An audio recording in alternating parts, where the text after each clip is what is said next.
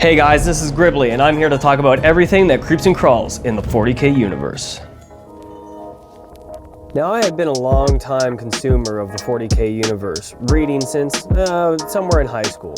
But when I decided to pick up a brush, I could think of no one better than the OG wizards of the 40k universe, the Thousand Sons. With a start collecting box under one arm and a dream of becoming the world's greatest miniature painter, I quickly messed up weapon types, glued my fingers together, and made some pretty gaudy paint schemes, like this one.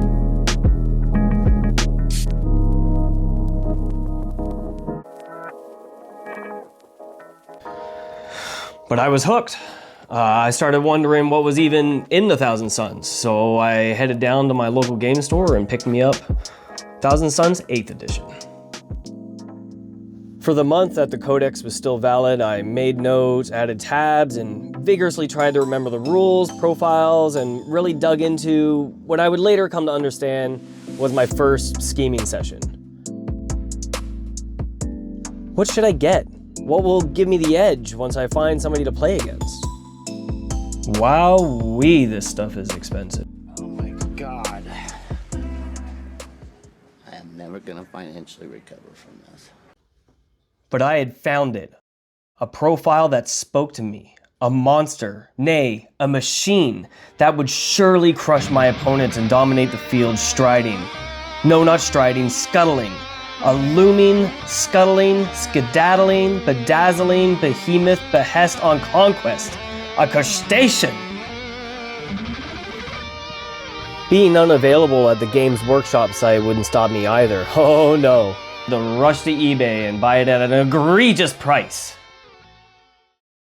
But once I got it, I poured my soul into it, adding green stuff and rolling hieroglyphics into the legs while thinking about LED lights and leaving myself open to options by leaving parts loose. On the ball joint, I had drilled 5 magnets to hold it to the upper half because I didn't know how to line it up correctly. Completed, I brought it to my first tournament, mistaking the confusion in my opponent's eyes for fear. But what is it he knows that we don't? But I guess we should start at the obvious question. Is the Defiler even that good? Well, not really. On paper, he doesn't do that bad, with a 3.56 saving profile and 14 wounds. He's got some alright guns by the signature Defiler cannon, pushing D6 plus 3 blast shots, hitting on 3, strength 10, minus 1 AP, 3 damage at 48 inches, and I run it with the twin las cannon, really leaning into that 48-inch range. It has a pretty rad combat profile with his Defiler claws. In combat, giving off 5 attacks, it's strength 16, minus 3, D6 plus 1, and I play it with the Defiler Scourge for the extra attacks because, well, the other weapons really aren't that good. Combining the Defiler cannon D6 plus 3 blast profile while also having a Thousand Sons Sorcerer 9 inches away, gives it a 4-up Overwatch ability, which is also pretty good. He also scuttles at 4 inches or less. Now this model looks great in a Warforged attachment, providing in a reroll to hit, a reroll to wound, and a reroll for damage. I think when you include all that, the Defiler is a viable model, and it truly would be if GW didn't decide this year to put it on a 160mm base. Now, I would have loved to have brought you through the process of creating this crab's terrarium, but I didn't have a YouTube channel, so maybe some pictures are gonna suffice for now? Sorry. But this isn't an episode about bases. This is an episode about Defilers. Et voila.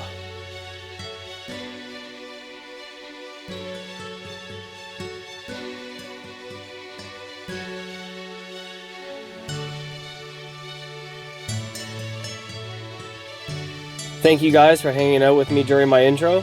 Now let's get painting.